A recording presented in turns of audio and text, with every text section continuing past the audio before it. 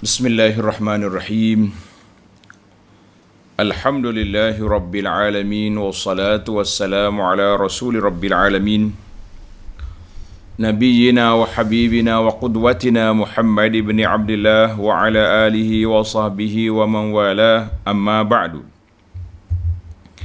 Muslimin dan muslimat, para jemaah, para pelajar, para penonton sekalian, Assalamualaikum warahmatullahi wabarakatuh. Alhamdulillah, kita panjatkan kesyukuran kepada Allah Azza wa Jalla kerana dengan limpah kurnianya kita pada pagi ini, Selasa 1 hari bulan 12 2020 bersamaan dengan 15 Rabiul Tsani 1442, kita dapat meneruskan pengajian kita dalam tafsirul Quran dan tadabbur beberapa ayat dalam surah Yunus ayat yang ke-48, juzuk yang ke-11 ayat 48, tafsir pimpinan muka surat 390.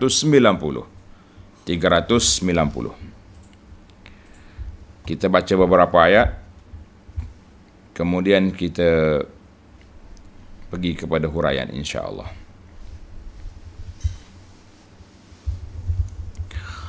أعوذ بالله السميع العليم من الشيطان الرجيم ويقولون متى هذا الوعد إن كنتم صادقين قل لا أملك لنفسي ضرا ولا نفعا إلا ما شاء الله لكل أمة أجل إذا جاء أجلهم فلا يستأخرون ساعة ولا يستقدمون قل أرأيتم إن أتاكم عذابه بياتا أو نهارا ماذا يستعجل منه المجرمون ثم إذا ما وقع آمنتم به الآن وقد كنتم به تستعجلون.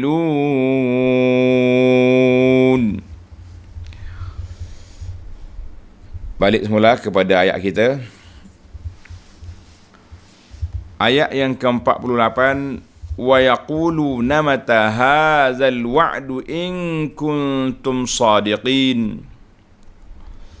Dan mereka yang kafir itu bertanya, bilakah berlakunya azab yang telah dijanjikan itu, jika betul kamu orang-orang yang benar.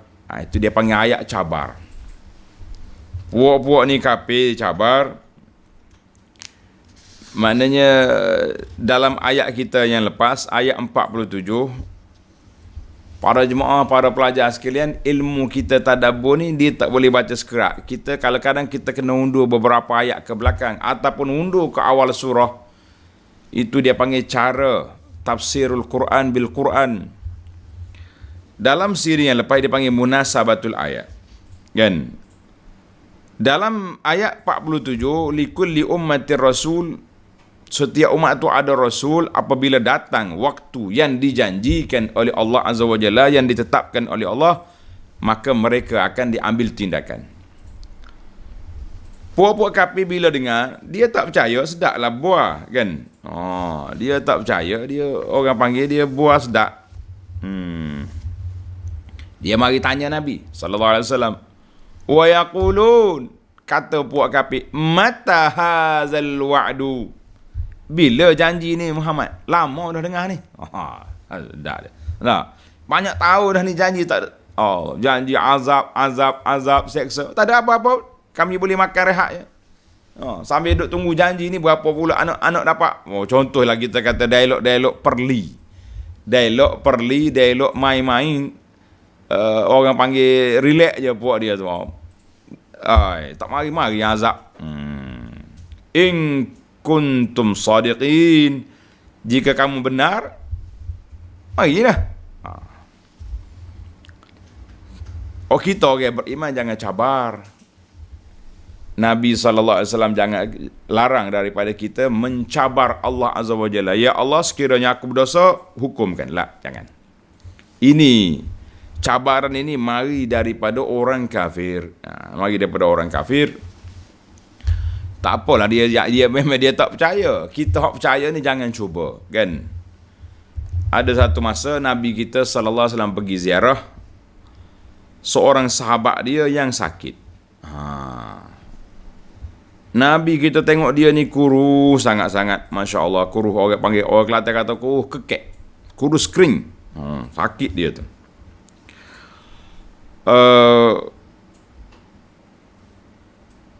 Nabi pun tanya dia, kenapa kamu ni? Kenapa kamu macam ni? Adakah kamu minta sesuatu dengan Allah? Mau ada minta benda kan dengan Tuhan? Dia kata, ya, dia berdoa kepada Allah Azza wa Jalla. Dia berdoa kepada Allah Azza wa Jalla, sekiranya dia ni ada bersalah, maka minta Allah Ta'ala hukum dia atas dunia. Hukumkan dia di atas dunia. Nabi kata, Allahu Akbar, annaka la tastati', mu tak mampu nak menghadapi nanti. Maka Nabi kita bagi tahu kepada dia, kenapa kamu tak minta dengan doa Rabbana atina fid dunya hasanah wa fil akhirati hasanah wa qina azabannar, kan? Mintalah doa supaya Allah Ta'ala selamatkan kita dunia dan juga selamatkan kita di akhirat. Jangan minta benda-benda yang pelik, jangan minta benda yang pelik. Kita kadang-kadang berani sangat. Ni panggil berani sangat, ni bahaya, kan? Allahu Akbar. Maka Rasulullah sallallahu alaihi wasallam ajak kepada kita supaya minta al-afiyah. Rabbana atina fid dunya hasanah wa fil akhirati hasanatan wa qina azabannar. Jadi jangan duk minta, jangan duk cabar Allah Azza wa Jalla. Baiklah. Kita pergi kepada jawapan Nabi sallallahu alaihi wasallam. Qul la amliku li nafsi darran wa la naf'a illa ma syaa Allah. Katakanlah wahai Muhammad sallallahu alaihi wasallam, aku tidak berkuasa menolak mudarat dan tidak juga berkuasa mendatangkan manfaat bagi diriku kecuali apa yang dikehendaki oleh Allah Azza wa Jalla. Tengok ayat ini, Allah Subhanahu Taala ajar kepada Nabi supaya menyatakan siapa diri dia. Mana Nabi kata, aku tak boleh nak tolak mudarat, aku tak boleh nak bawa manfaat. Semua itu di bawah kuasa Allah Azza wa Jalla, tetapi aku boleh memohon, boleh minta dengan Allah Azza wa Jalla, boleh je nak percepat apa yang kamu nak, aku boleh doakan, kan? Tetapi Nabi kita bersifat dengan rahmatan alamin, dia tak buat perkara itu. Maka para jemaah sekalian, kita kena belajar daripada ayat ini. Kita kena belajar bahawa Nabi kita sallallahu alaihi wasallam, Allah Ta'ala suruh kata, la amliku li nafsi darran wala naf'a.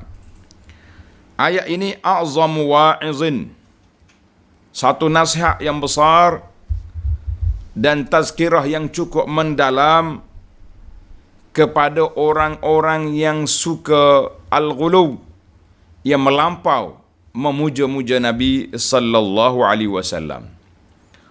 Ada masalah sikit nak lagi pergi kubur Nabi, pergi minta, ataupun mana-mana lagi lah, wali-wali ke siapa, kata di para ulama, jangan. Allah Ta'ala ajar sendiri kepada Nabi sallallahu alaihi wasallam, minta dengan Allah, bukan minta dengan aku.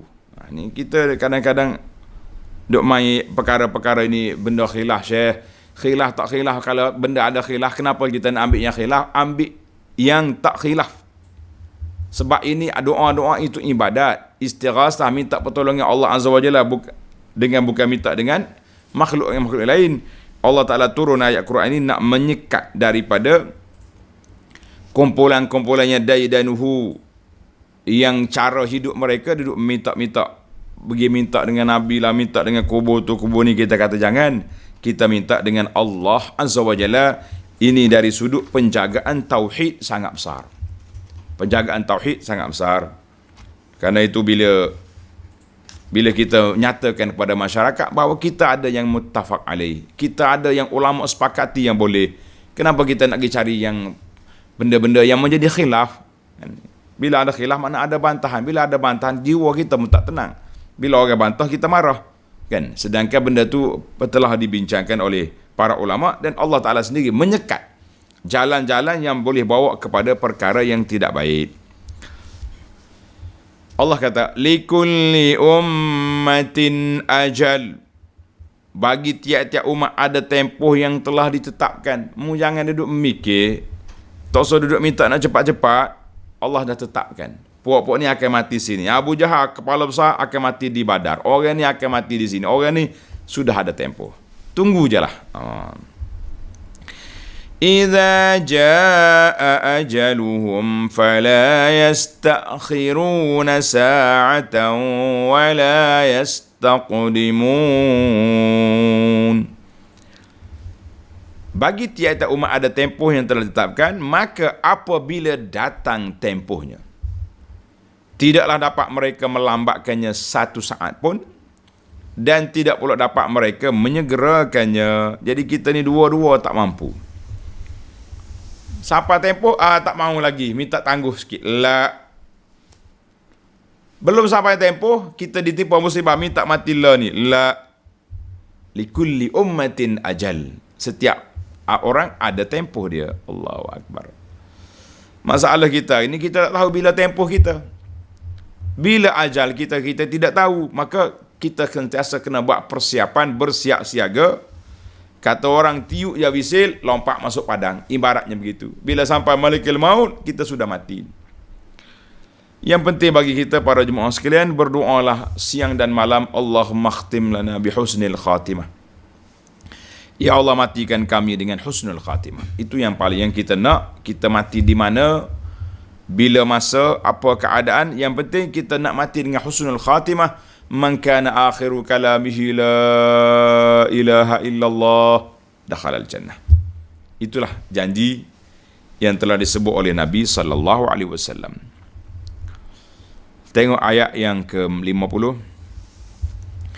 Qul ara'aytum in atakum 'adzabuhu bayatan aw nahara أو نهارا ماذا يستعجل منه المجرمون.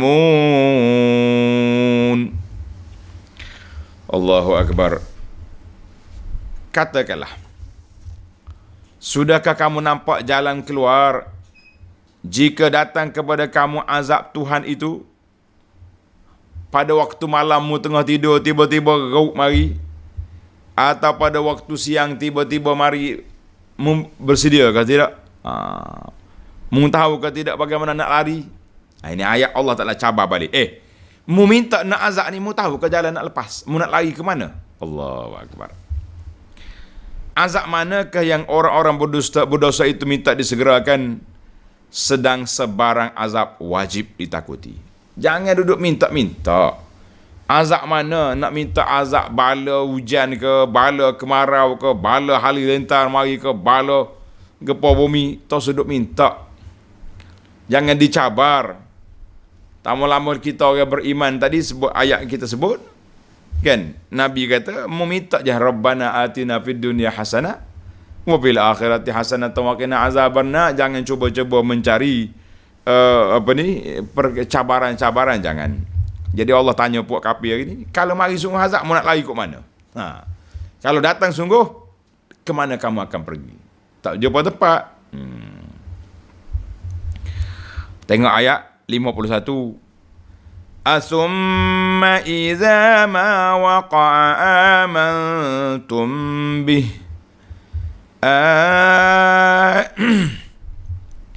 al-ana wa qad kuntum bihi tasta'jilun. Allahu Akbar. Patutkah kamu mengingkari azab itu? Bila orang azab, perli, main-main, istihza.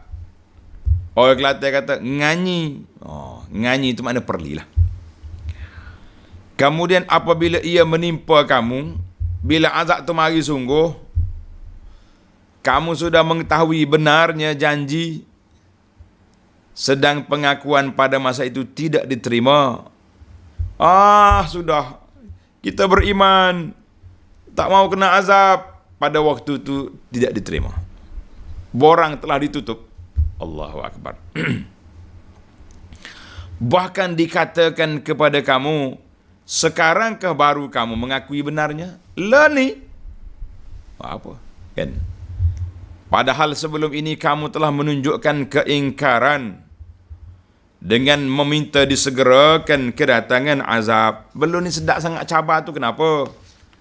Sangat kerah kepala sangat tu kan? Allahu Akbar. Tak nak buat apa dah. Macam Fir'aun. Bila di dunia laut, barulah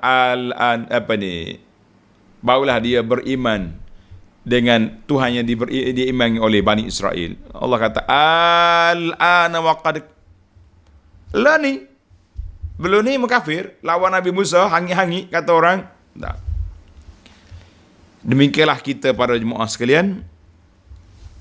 Walaupun kita kumpulan orang yang beriman, tapi kita kena ingat bahawa jangan tunggu nyawa di halqum barulah kita nak minta qala rabbirji'un la'alli a'malu salihan fima taraktu. Ya Allah, hantar baliklah ke dunia, aku nak buatlah amalan-amalan.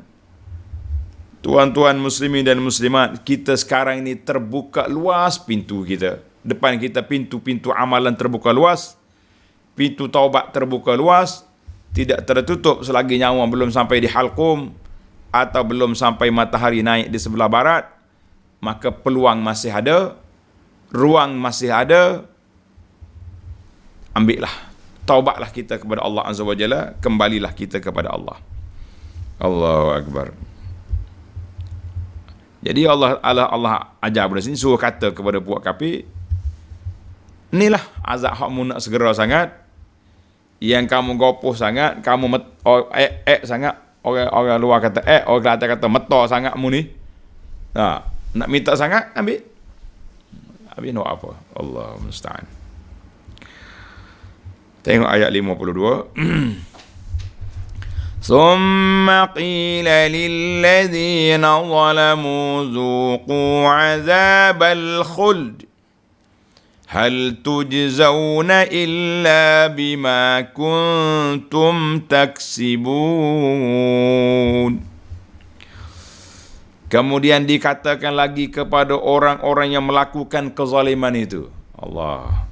Jadi ayat ni panjang. Allah Ta'ala sentak kepada puak-puak kafir, puak-puak yang kerah kepala ni. Mudah-mudahan masuk dalam hati mereka berfikir. Katakan lagi kepada orang-orang yang melakukan kezaliman itu.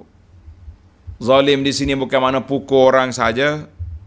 Kezaliman yang paling besar iaitulah melakukan syirik terhadap Allah Azza wa Jalla. Inna syirka la zulmun azim. Syirik adalah merupakan kezaliman yang paling besar. Boleh jadi orang ni baik, tak pernah pukul orang. Semut pun dia tak pernah dia kenyik kata orang.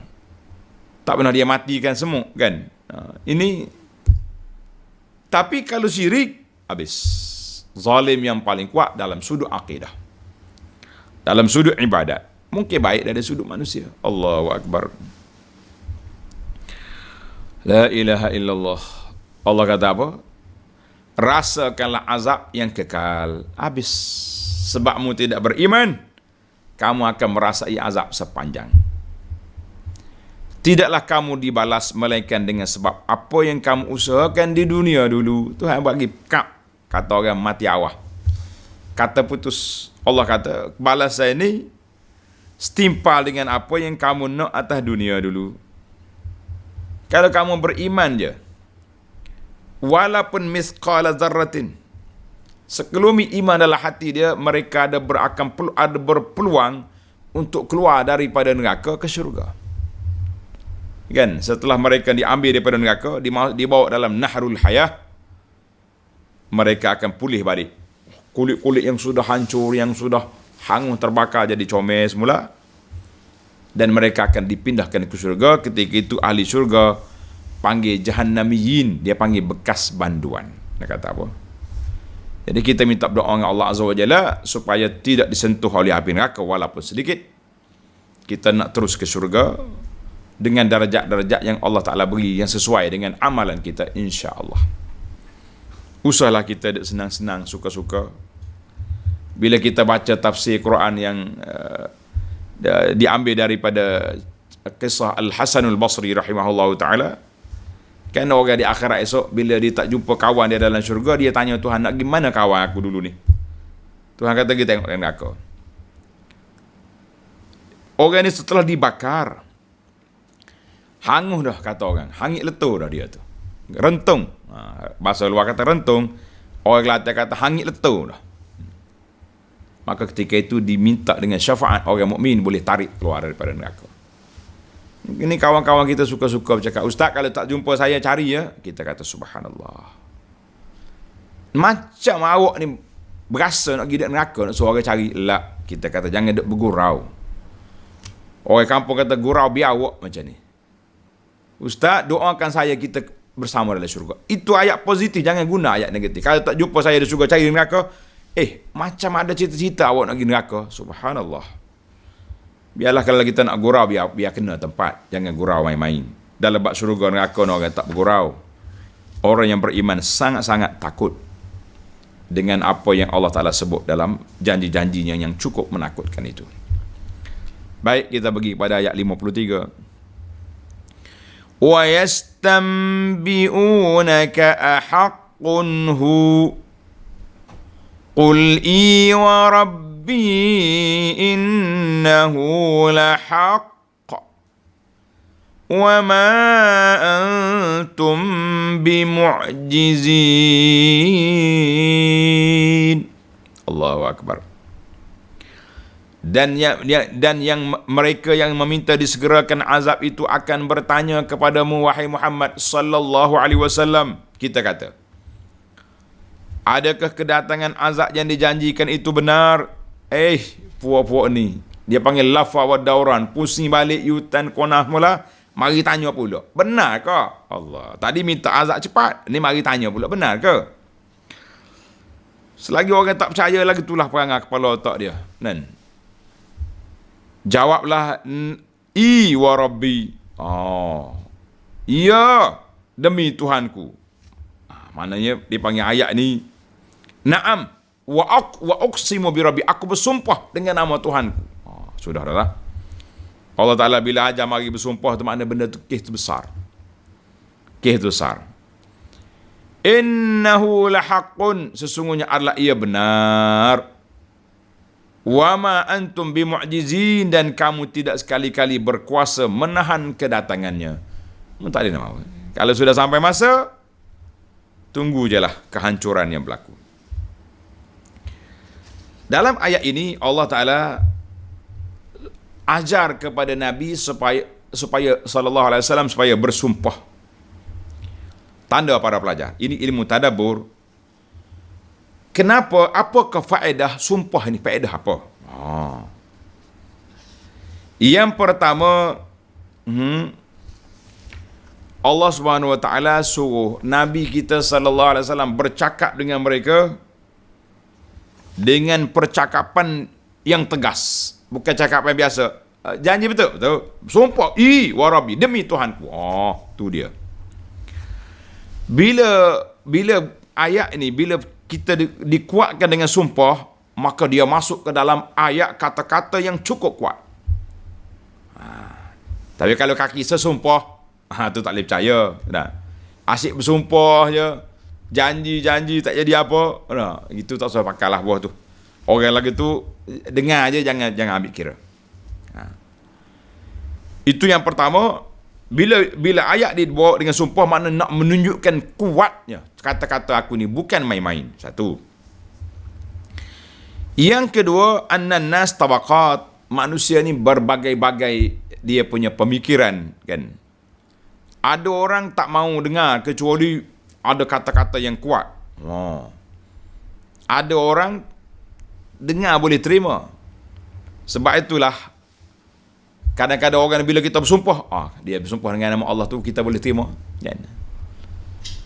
Cerita zaman Nabi SAW dulu, katanya bila Nabi nak hantar surat kepada pemimpin Rom, pemimpin dunia, orang bagi tahu, ya Rasulullah SAW, Rom ni kalau kita hantar surat kosong, dia tak terima. Dia nak cok mohor. Maka Nabi kita buat khatam. Maknanya ada peringkat orang. Jadi dalam ayat ini Allah Ta'ala ajar kepada Nabi, wa Rabbi, sumpah. Maknanya nak menguatkan kata-kata kita.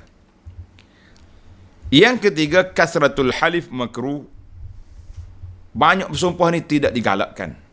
Tidak digalak. Tetapi untuk maslahah, nak menguatkan hujah kita, maka Allah ajar kepada Nabi SAW supaya bersumpah seperti dalam ayat ini, wa Rabbi. Satu. Ayat 53 surah Yunus, kan. Dalam ayat At-Taghabun, qul bala wa Rabbi la tub'asunna.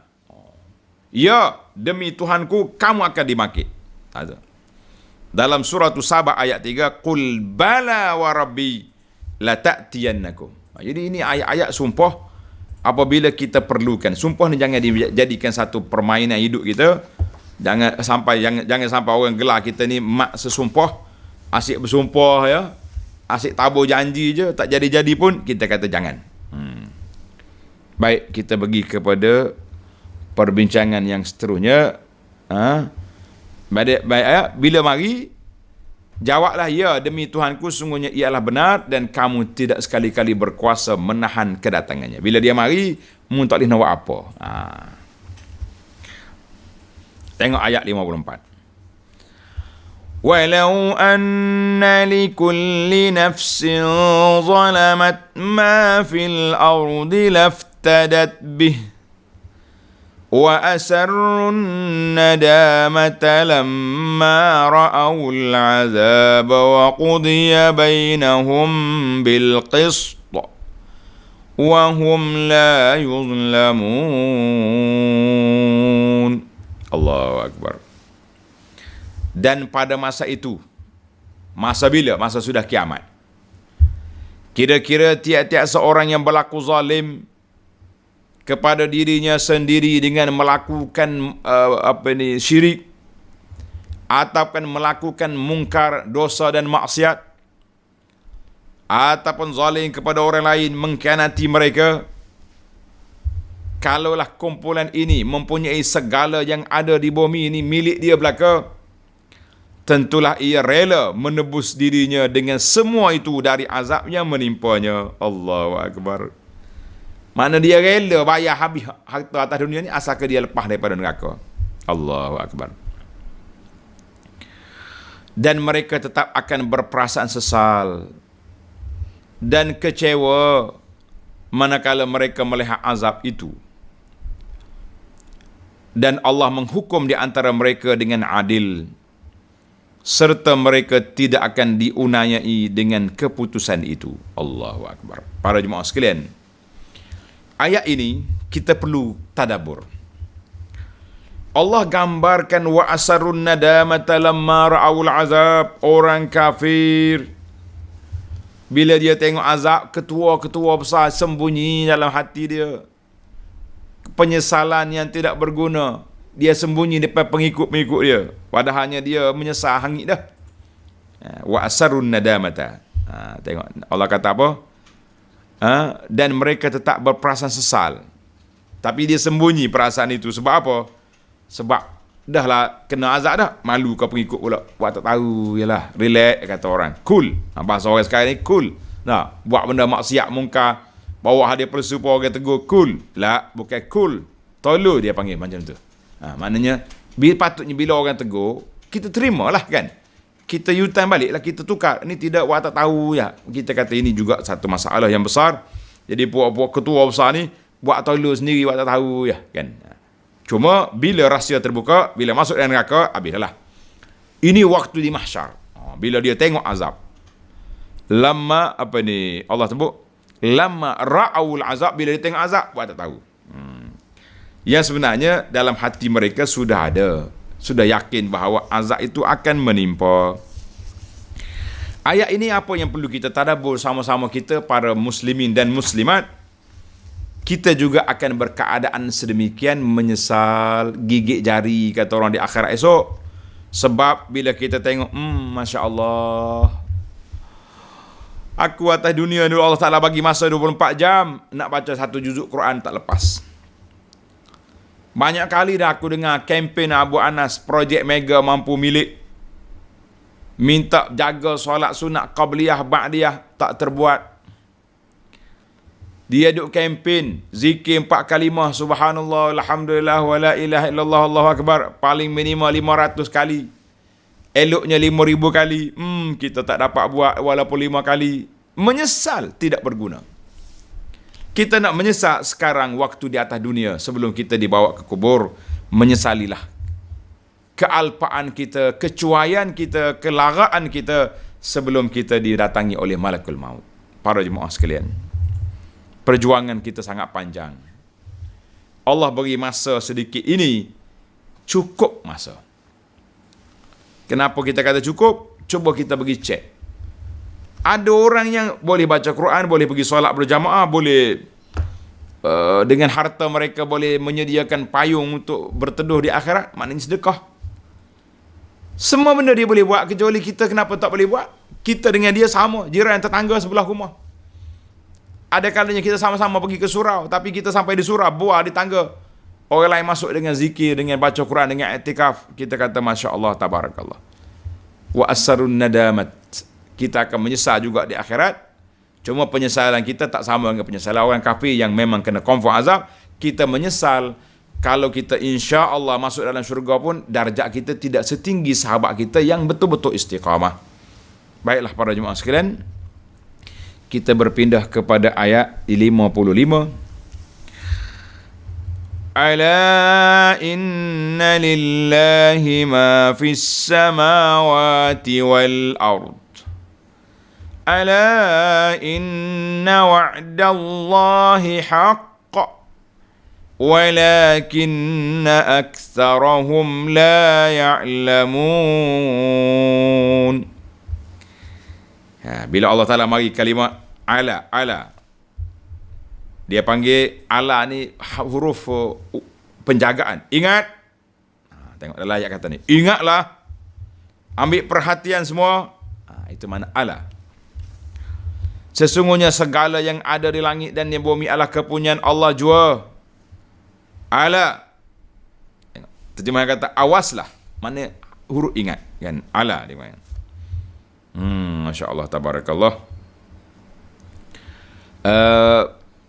Sesungguhnya janji Allah Ta'ala itu adalah benar, tetapi kebanyakan manusia tidak mengetahui. Allahumma musta'an. Janji benar.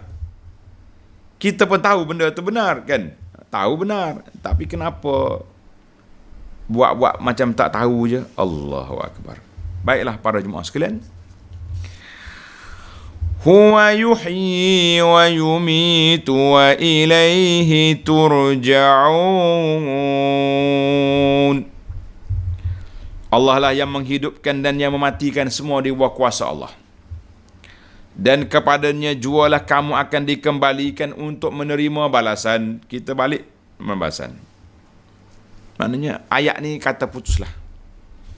Kok mana kita hebat ke, kuat ke, kita akan kembali kepada Allah Azza wa Jalla. Kata di para ulama tadabbur kata an-naf'u wad-dur was-sawa' wal-iqad, manfaat, mudarat, pahala, seksa, azab, semuanya duduk di bawah skop asas amalan kita yang baik atau yang buruk. Allahu Akbar. Maka nak tebus ni apa kita? Tebusan bukannya boleh bawa duit berguni-guni pergi.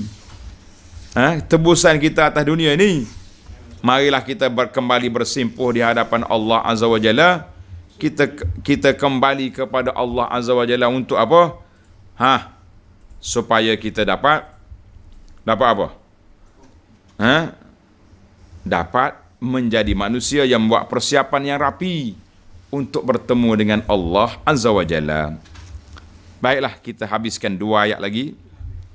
Ayat tentang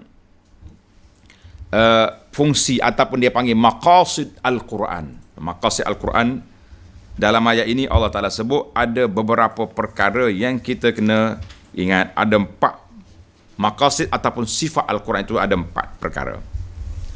Tengok ayat yang ke-57. Ya ayyuhan nasu qad ja'atkum maw'izatun min rabbikum wa shifaa'un lima fis sudur wa hudan wa rahmatun lil mu'minin. Allahu Akbar. Wahai umat manusia. Ingat, siapa dia manusia? Kita lah tu. Sesungguhnya telah datang kepada kamu Al-Quran. Apa dia maqasid, objektif Quran? Tanda sini. Yang pertama Allah kata apa? Ja'atkum. Quran ni mari mau'izatun mir rabbikum. Nombor 1, kerja Al-Quran, fungsi Al-Quran yang menjadi nasihat, peringatan, pengajaran dari Tuhan kamu.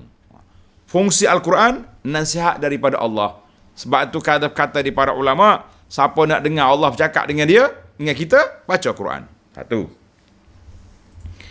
Yang kedua, وَشِفَاءٌ لِمَا فِي الصُّدُورِ. Al-Quran juga menjadi syifa'un, yakni menjadi penawar, menjadi obat, menjadi penyembuh bagi penyakit-penyakit batin yang ada dalam dada kamu. 2. Yang ketiga, wahuda. Yang ketiga, huda. Dan juga Al-Quran itu menjadi petunjuk, panduan, kitab panduan, petunjuk hidayah untuk keselamatan kamu. Yang keempat, wa rahmatul lil mu'minin, serta membawa rahmat bagi orang-orang yang beriman. Tuan-tuan tandalah. Al-Quran ini ada 4 fungsi dia dalam ayat ini. Banyak lagi kalau kita tengok, kalau kumpul semua banyak. Tapi dalam ayat ini ada 4 objektif Al-Quran yang telah disebut oleh Allah Azza wa Jalla kepada kita. Tengok nota di bawah. Nota 325. Setelah Allah Subhanahu wa taala menerangkan dalil-dalil yang menjelaskan 3 perkara yang menjadi asas agama. 3 tonggak agama ini. Yang pertama, tauhid, keesaan Allah Azza wa Jalla. Tauhid al-uluhiyah, keesaan Allah, ketuhanan Allah. Tauhid ar-rububiyah, ketuhanan Allah Azza wa Jalla. Kemudian kita pergi kepada kerasulan Nabi kita Muhammad sallallahu alaihi wasallam dan kebangkitan manusia hidup semula pada hari akhirat untuk menerima balasan. 3 tonggak ini. Beriman Rasul, beriman kepada Allah, Rasul, hari akhirat. Kalau kita ada 3 ni, mantap. Kemudian, maka dalam ayat suci ini diterangkan pula bahawa Al-Quran diturunkan oleh Allah Ta'ala untuk umat manusia seluruhnya sebagai nasihat pengajaran. 1. Untuk memperbaiki akhlak dan amal perbuatan mereka. Nombor 1. Dan sebagai ubat penawar bagi penyakit-penyakit batin. Penyakit batin ini dipanggil seperti penyakit kufur dan syirik. Dia panggil penyakit syubhat. dan hasad dengki dan khianat dan lain-lain penyakit jiwa. Adakah Al-Quran ini untuk jiwa saja? Dia tak boleh ke bagi penyakit badan? Kata di para ulama, Al-Quran itu syifa kepada penyakit, dua penyakit dalam hati. Dia panggil penyakit jahil, penyakit syubhat, penyakit syahwat. Ini tiga. Jahil, syubhat dan syahwat. Makna syubhat ni keraguan dalam akidah. Dalam akidah kita ni begini-begini orang kata. Tak. Syahwat, penyakit adalah hati ni. Suka kepada maksiat, mungkar, benda-benda karut. Ni itu syahwat. Dan juga penyakit-penyakit yang membahayakan akidah seperti syubhat dalam masalah akidah. Dan jangan lupa Al-Quran juga menjadi penawar bagi segala penyakit yang zahir. Penyakit zahir pun penawar juga. Kita kata na'am, penyakit zahir juga penawar, sebagaimana yang telah disebut oleh Allah, oleh Nabi sallallahu alaihi wasallam di dalam kisah mana?